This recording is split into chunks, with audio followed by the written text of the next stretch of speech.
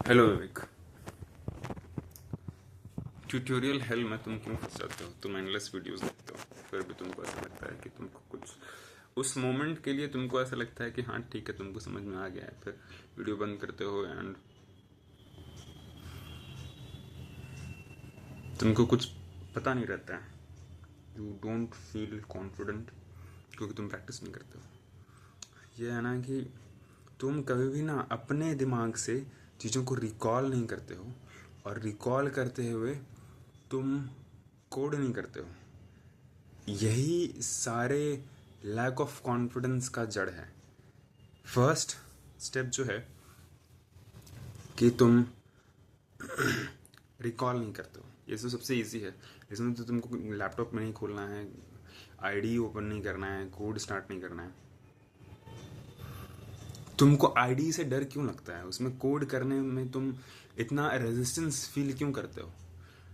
उसका रीज़न है कि जब तक तुम कोड करने में कंफर्टेबल नहीं होगा ना, तब तक कुछ नहीं होगा।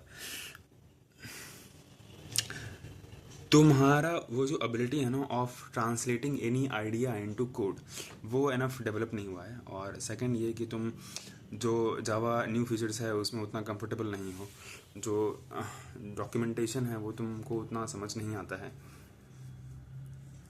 ठीक है, तो इन सब का, और आईडी से भी तुम उतना फेमिलियर हो नहीं। तुमको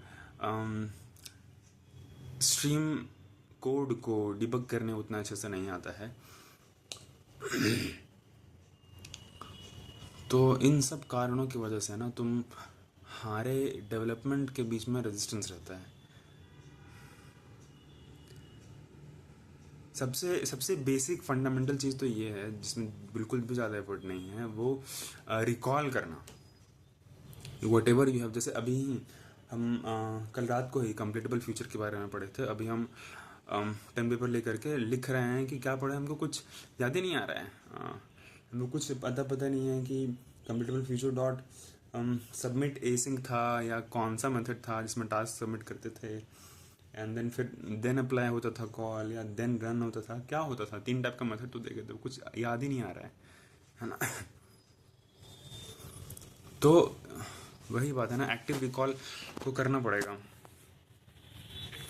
um,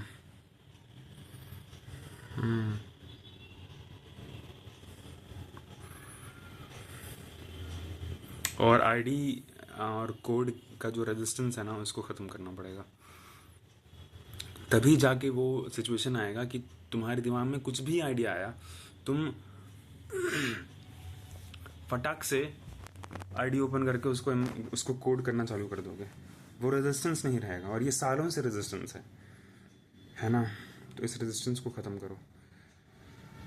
मज़ा आना चाहिए तुमको ना। हाँ, कोड करने में हो सकता है तुम एंटरजी आईडी का सब्सक्रिप्शन ले लो, ताकि कोडिंग असिस्टेंट रहे वहाँ पे, तो तुमको हर पॉइंट पे तुम्हारा हैंड होल्ड करके सजेशंस देता रहे।